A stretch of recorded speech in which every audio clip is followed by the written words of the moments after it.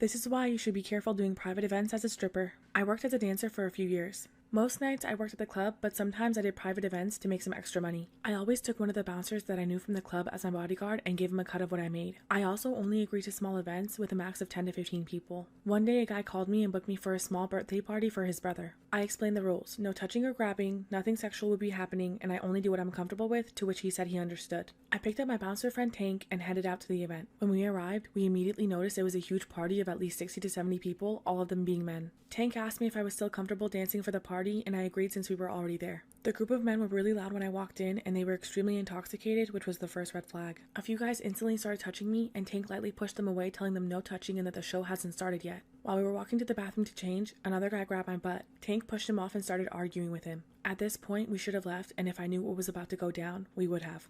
Part 2 of why you should be careful doing private events as a stripper. I went to the bathroom to change into my dancing clothes and get ready. I could hear the guys asking where I was and getting hyped up. I went to the living room where I'd be performing and started dancing for the party. I got close to the birthday boy and a few guys started aggressively grabbing me in places they shouldn't. I looked over and saw Tank leaning over the couch, warning the guys to stop touching me. A few drunk guys came up to Tank, put their hands on his chest and pushed him back, telling him not to worry about me. I could tell things were about to go downhill fast. When the song finished, I told him I was going to change my outfit, grab Tank, and rush to the bathroom. Tank told me it was time to go and said we should sneak out through the open garage door. I quickly got dressed and we snuck into the garage. The guys instantly noticed we were leaving and pursued us. As we were running for the open garage door, it began to close on us. We were barely able to make it out. About 15 guys ran out after us and Tank told me to run to the car. As I was running, I looked back and saw Tank pull out a gun and tell them not to come any closer as he was backing up. Luckily, he was able to get to the car with me and we sped off. After this incident, I stopped doing private events.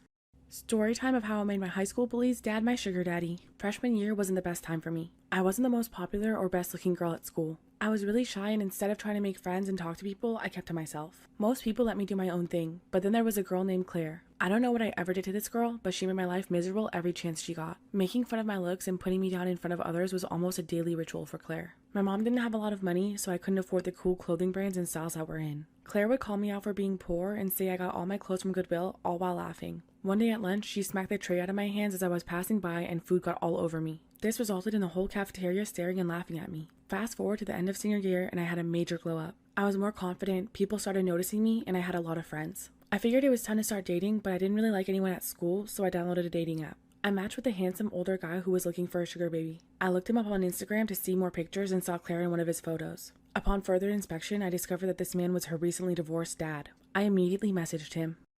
Part 2 of how I made my high school bully's dad my sugar daddy. I began chatting back and forth with Claire's dad through the dating app. He was twice my age, but he was handsome, and given the circumstances, I had to give this my best shot. He told me he was looking for a beautiful girl to spoil and spend time with, and made it very clear that he was interested in me. After talking for a few weeks, we set up our first date, which was dinner at a nice restaurant, followed by shopping. I knew this man had money because I remember Claire being one of the rich girls at school, and I was right. He took me to the Louis store and let me pick out any bag I wanted. We kept talking and it was working out really nicely for me. He would send me money every week for makeup, to get my nails and hair done, or for whatever else I needed in between dates. One week he said he couldn't go on our usual Saturday night outing because his daughter was coming over for dinner. I was not going to waste this opportunity. I told him how much I was looking forward to seeing him and asked if I could join them. He was hesitant at first, but I eventually talked him into it. I'll never forget the look on Claire's face when I walked in and kissed her dad. I showed Claire the new purse that her dad had bought me and bragged about how well he's always treating me. She was fuming and stormed out shortly after. To this day, he's still my sugar daddy and Claire hates everything about it.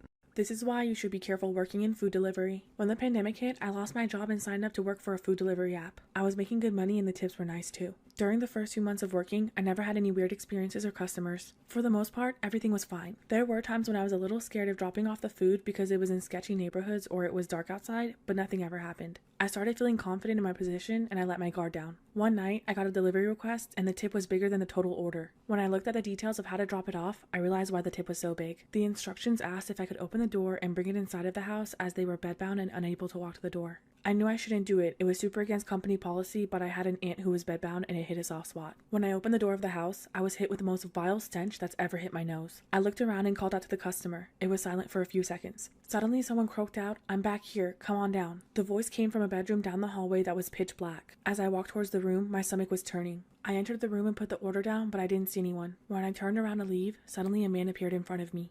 Part 2 of why you should be careful working in food delivery. This man was tall, wore glasses, and was balding. He was also fully functional from what I could tell. In this moment, I realized how badly I had messed up. I was cornered away from the doorway. He thanked me for dropping off his order. I politely replied, "You're welcome," and tried to step around him to leave. He took a step in the same direction at the same exact moment and asked me what I was up to for the rest of the night. My heart was pounding out of my chest, but I quickly replied that I had another order to drop off and that they were waiting, so I had to go. However, he didn't move. Somehow, I mustered up enough courage to step towards him and say, "Excuse me, I really have to go." His hand was on the door and I knew he was either going to let me go or shut it and attack me. He stared at me for a moment, then hesitated and stepped out of the way. I quickly slipped past him and made a beeline for the front door. As I twisted the doorknob, I heard his footsteps running towards me. I swiftly opened the door, slammed it behind me, and sprinted towards my car. I felt the adrenaline rushing through my veins. I looked back to see if he was running after me, but he was just standing in the doorway, watching me run away with a smirk on his face. I never should have gone inside for a delivery and I never will again.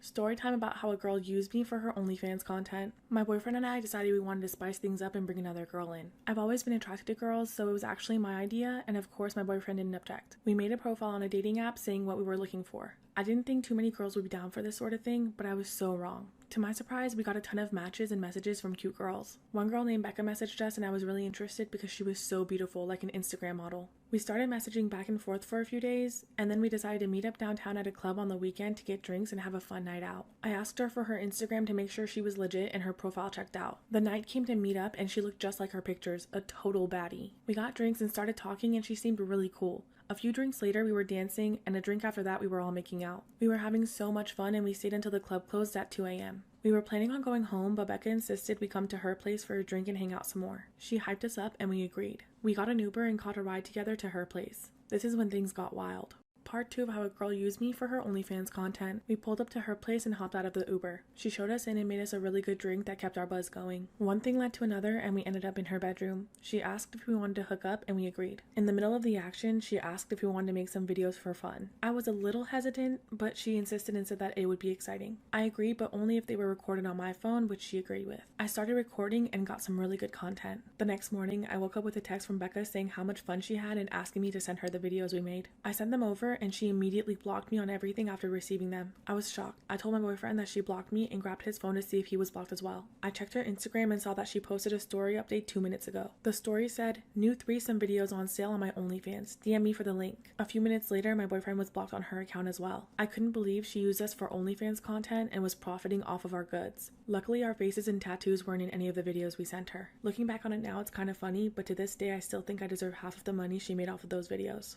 This is why you need a security system for your house. A few years ago, I was renting a house in Northern California. The neighborhood was just outside of the suburbs. It seemed like the perfect balance of having space and having nice neighbors close enough not to feel isolated. The area had no streetlights, so it was very dark at night, but it didn't bother me. I got home from work one evening in midwinter. It was a cloudy night, so pulling up, I only saw what my headlights and porch light illuminated. When I got out of my car, I caught a whiff of cigarette smoke. That was odd as I had never smelled that before around my house, but I didn't see anyone nearby, so I ignored it and went inside. I had just gotten off a shift with a few hours of overtime and I was exhausted. It wasn't even 7 yet, but I decided to call it an early night. I woke up sometime later when I heard a noise inside of my house. I wasn't immediately worried because my best friend had a spare key and would sometimes come over. However, he'd always text me and let me know, but when I checked my phone, there were no messages. I called out my friend's name. There were a few seconds of silence before I heard someone stomping as they ran through the bottom floor. I leapt out of bed and ran to the closet. They were already up the stairs by the time I opened the door and stepped inside. I was terrified. That's when I heard them thunder down my hallway. Part 2, why you need a security system for your house. The house had 2 bedrooms on either hallway and a bathroom. The bedroom doors were closed, but the bathroom door was creaked open. I was so lucky in that moment because he sprinted to the bathroom. That gave me just enough time to open the attic access in my closet and pull myself up. As I lifted myself, I heard the person run towards my room. I had just pulled my feet inside when my bedroom door burst open. He walked in and stopped. When he didn't see me, he went and checked the other room, then came back and turned on the light. A moment later, he ripped open my closet door. After a few seconds, he stepped away and I heard a loud crash come from my room, followed by a scream of frustration and anger. Then he went downstairs. I had left my phone when I ran for the closet and wasn't sure I could climb down without him hearing. After some time, the noises stopped. I counted to 1,000, then climbed down to call the police. My bed had been flipped, furniture knocked over, and all my things destroyed. The only thing missing was a knife from my kitchen. The police found that the side door had been forced open by a crowbar. They also found cigarette butts and an empty tube used for drugs. They think he had been watching the house for a while. I installed some security on the house after this. I can't imagine what would have happened if he had come to my room first. This is how I found out my childhood best friend was a ghost. I grew up with a girl named Katie Wells. I lived on a farm, and Katie lived with an old woman named Irene in the next house over. Katie and Irene weren't related, but whenever I asked Katie about her, she would just change the subject. It seemed like they never got along because they never talked to each other. Katie seemed really sheltered, and I thought it was because Irene wouldn't let her do much. Whenever I would talk about boys, or a new celebrity crush I had, or even a new popular TV show, she never knew what I was referring to. A while later, my mom ended up quitting her job and working from home, so she didn't take me to Katie's house to have Irene watch me anymore. I remember wanting to go over to see Katie, and I asked my mom a few times, but she always said no. I eventually made new friends, and me and Katie grew apart. A couple years went by, and I started to realize I never saw Katie around anymore. She used to talk about her dad, Pat, a lot, so I assumed she went to live with him. I saw Irene outside one day, and I asked her how Katie was doing and where she'd been. However, she just looked at me like I was crazy. She told me that she had no idea who Katie was and that no one has ever lived with her. I told Irene about how we used to play together at her house, and she gave me a weird look and asked me if I was feeling okay. This is when things got strange.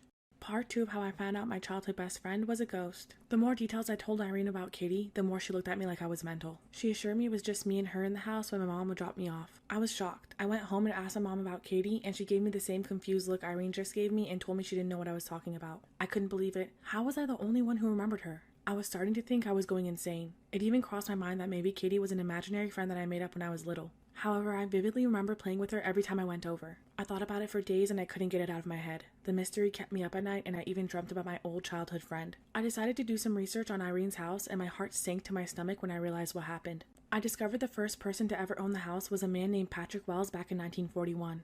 I tried to find anything I could on Katie, but nothing came up. I remember Katie talking about her dad Pat when I was younger. It finally made sense how she never knew about any recent events I would bring up and why her and Irene would never communicate. I realized that I was the only one who saw Katie because she wasn't alive. I had been playing with the spirit all that time growing up. Crime Fanatic Friday, how my sister tried to kill me and my younger siblings. Growing up, my sister Stacy was never mean. She adored me and my siblings, and she was even like a mom to us since ours was mostly absent from our lives. We lived with my dad and grandma, who did their best to make sure that we had a good relationship with our half-siblings. My sister went to go live with our mom because she wanted a relationship with her. After this, I hardly ever saw her until one weekend when my grandma decided to let me go spend the weekend at my mom's. That weekend, my sister was crying out for help when she was beaten by my mom's boyfriend. She ran to my grandma's house, who lives over an hour away, but decided to come back. When she got back home, she was sick and throwing up blood. She asked my mom to take her to the ER, but my mom just shrugged it off and told her that she was being dramatic. This is when my mom decided to go out drinking with her boyfriend and force my sister to babysit me and my younger siblings. I was 5 years old, and my siblings were 1, 2, and 4. My sister reached her breaking point and lost it. She completely trashed the trailer home and broke everything into pieces before turning her attention to us. She tied us up, gagged us with clothes, and duct taped over our mouths. This is when we heard gunshots, followed by the smell of smoke before passing out.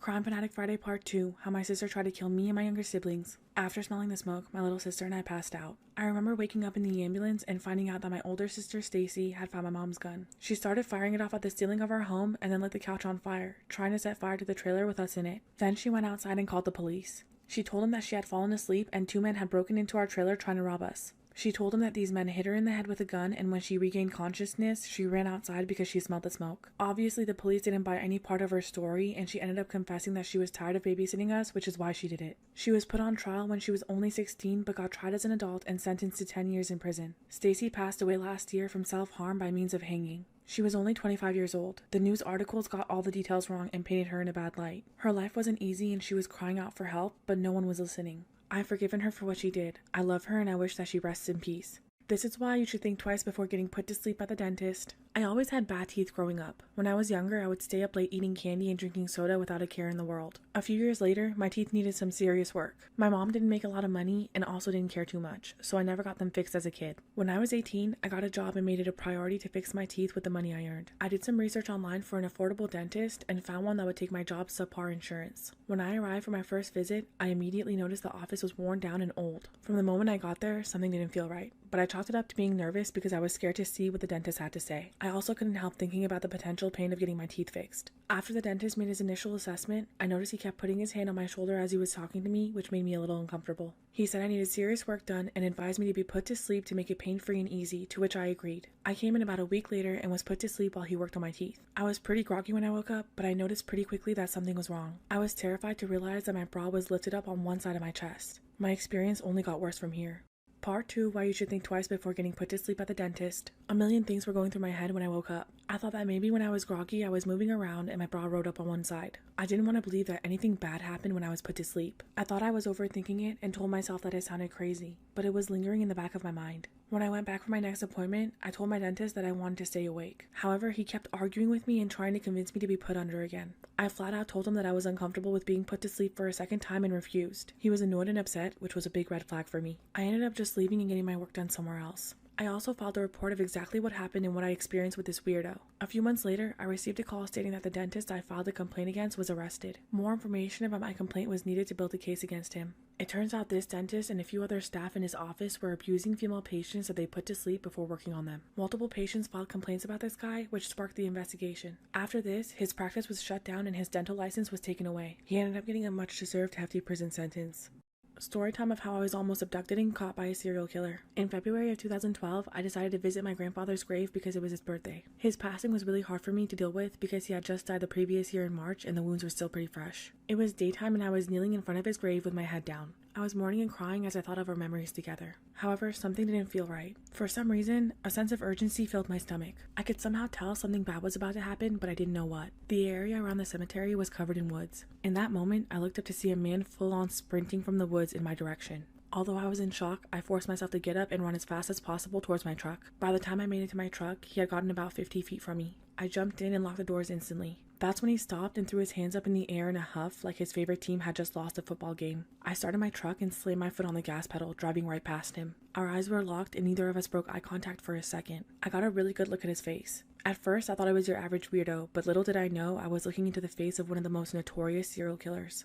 Part 2 of how I was almost abducted and caught by a serial killer. A few years after this incident, I was at work, bored out of my mind, and decided to download an app. This app had a ton of paranormal, cryptid, serial killer, and UFO articles. As I was browsing through the serial killer articles, I came across one that made my heart drop into my ass. Israel Keyes. He was widely known for murdering an underage girl in Alaska, dismembering her body, and dumping the pieces into a frozen lake. He would travel across the U.S. burying kill kits in places long before he ever committed the crimes. After he murdered Samantha Koenig in Alaska, he traveled to Texas for a wedding in a city not too far from where I live and disappeared for a bit. Not even his own family knew where he was. He was arrested in Lufkin and brought to a city one over from me before he was extradited back to Alaska to stand trial. A year ago, I found a book on him and read about his crimes. At the end of the book, he described some of his favorite places to abduct people were public parks and cemeteries. I often wonder if there's a kill kit buried in the woods of the cemetery that he tried to abduct me in. You were fast, Israel, but I think that my grandfather was watching out for me that day because I was faster.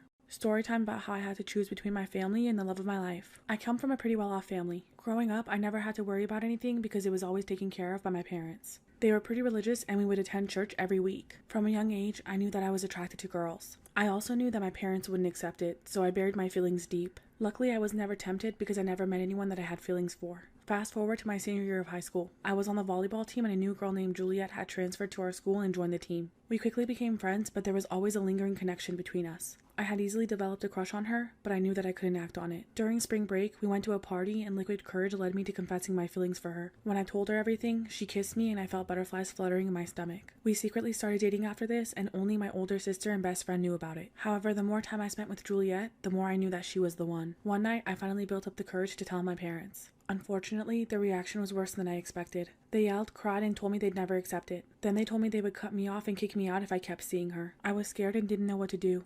Part 2 of how I had to choose between my family and the love of my life. After my parents gave me the ultimatum, I was terrified. The next day after school, I met up with Juliet with the intention of breaking things off. When I told her what happened, she comforted me and told me that it was okay. She said she understood it was an impossible choice and wouldn't blame me for choosing my family. She just wanted me to be happy and do what was best for me. Juliet loved me enough to let me go, even though I knew it was killing her. This was the deciding factor for me. As much as my parents loved me, they didn't accept me for who I am, but Juliet always had. While my parents were at work, we went to my house and packed my things. I called my older sister and she took me in with open arms. I cried to her for a while because I knew that I would never speak to my parents again. A few years later, my sister was getting married and she wanted me to be her maid of honor. Juliet and I were still together and happier than ever. I knew that my family was going to be at the wedding, but I didn't care what they thought anymore. I walked in hand with Juliet and saw my parents' face drop at our entrance. The rest of the family made eyes as well, but we ignored them and enjoyed our night. A year later, I proposed to Juliet and she said yes. Even though I lost my parents, I don't regret my decision. Eventually, we'll make our own family.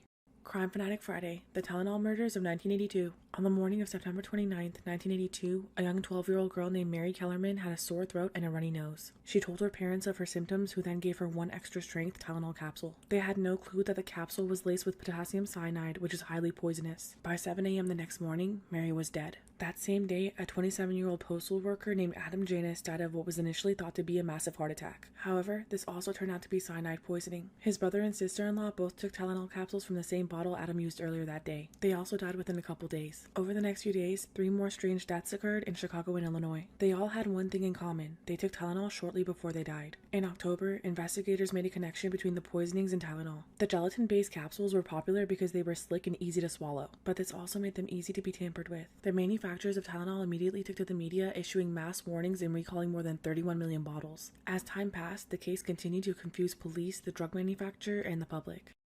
Crime Fanatic Friday, Part 2, the Tylenol murders of 1982. The manufacturers of Tylenol, Johnson & Johnson, put out a reward for anyone with information about these random murders. Tainted capsules were discovered in early October in stores, but luckily they hadn't been sold or consumed. The police gathered that someone had taken bottles off of the shelves of their local stores, laced them with poison, and then returned them to the shelves to be purchased by unknowing victims. Unfortunately, the perpetrators of these murders have never been found. Before this crisis, Tylenol controlled over 35% of the pain reliever market. Within a few weeks of the murders, it dropped to 8%. Johnson & Johnson developed a new tablet that was just coated in that slick gelatin. They also introduced a tamper-proof packaging that made it obvious if they had been opened. They invested $100 million, which in a year rebounded sales and secured their spot for the nation's favorite pain reliever. In 1983, Congress passed the Tylenol bill, which made it a federal offense to tamper with consumer products. Other manufacturers also made products that were tamper-proof after this disaster. The tragedies that occurred can never be reversed, but they inspired a series of moves that made over-the-counter medications safer.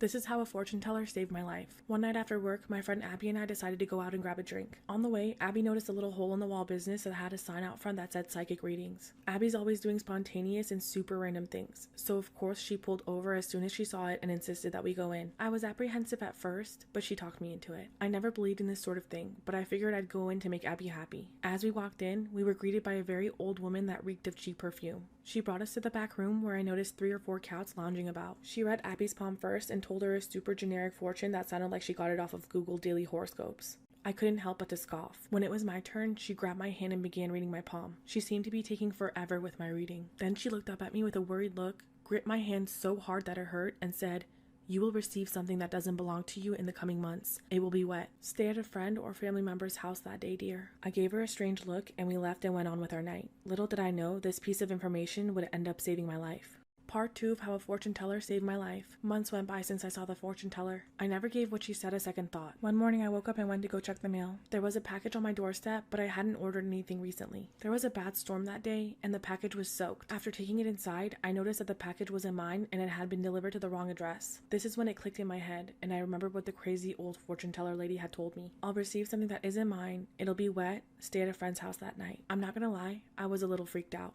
I thought to myself it was probably a coincidence and that packages get delivered to the wrong address all the time. But what she said stayed in the back of my mind all day. I decided to stay at my sister's house that night just to be safe. I went over to her house in the storm and we had a much needed girls' night. The next morning I went home and I was shocked. Sometime last night during the storm, the large tree in my front yard had fallen on my house right on top of my bedroom. It completely broke through the roof, destroying my room and the hall. I got back in my car and drove to the fortune teller's business to thank her. When I got there, her business had been closed down and she was nowhere to be found. To this day, I still believe that her warning saved my life. Storytime about how my stalker defended me in a fight at a hot dog shop. A few years ago, when I was 19, I got a job at a hot dog shop. It had a phallic pun for a name in a somewhat shady area, and the shop was pretty well known and had some fantastically dark local lore. Rumors that the hot dogs were made out of horse meat, or that we had been closed down by the health inspector and reopened illegally, circulated. None of it was true, but people kept coming back for our delicious hot dogs. The community was diverse and sometimes dangerous, but people looked out for each other. One shift, early in the morning, I was working the register when a man comes in. He had long dark hair and thick stubble covering most of the lower half of his face. The shop was busy, he ordered and stepped aside but kept chatting with me. I was used to this. In an area with a lot of nightlife, I got comfortable with drunk ramblings and people hitting on me. I felt safe as long as I was on the other side of the counter. He was talking about how all the other men in the shop were posers and how beautiful I was. He also told me that he's a chef at a nearby restaurant, but I gave him a fake name just to be safe. I started seeing him often. It wasn't uncommon to have regulars, some even on a first name basis, but when my coworkers told me he had come in looking for me, asking for me when I wasn't there, I started to feel uneasy. Part 2 of how my stalker defended me in a fight at a hot dog shop. Every time I saw him, he seemed to be more intoxicated than the last. He'd walk in and say, "Hey beautiful," or "Hey pretty girl," so casually as though it was really my name. One night I finished my shift at 2 a.m. and I saw him on the other side of the sidewalk, watching me and waving. I tried not to think about how long he might have been there. My manager walked me to my car that night. Then one Saturday around 3 a.m. the shop was booming. There was a 40-minute wait for french fries. The tiny shop floor was crowded with people who had rolled out of any one of the nearby nightclubs, drunk and starving. A big, bulky man in his mid to late 20s started getting in my face. He had been waiting 30 minutes for the fries he ordered. I kept apologizing, but that just made him angrier. I was desperately trying to plan an escape from my position against the back wall behind the counter to the front door where I could get a bouncer's attention. There was no hope. The store was too crowded. That's when I hear a sloppy but familiar voice saying, "Leave her alone," and my stalker emerges from the crowd. He was only 5'5", but he fronts up against the massive man and they start fighting. Luckily, the commotion caught a bouncer's eye who ran in and swiftly de-escalated the situation. After that, I got a job somewhere else and moved on.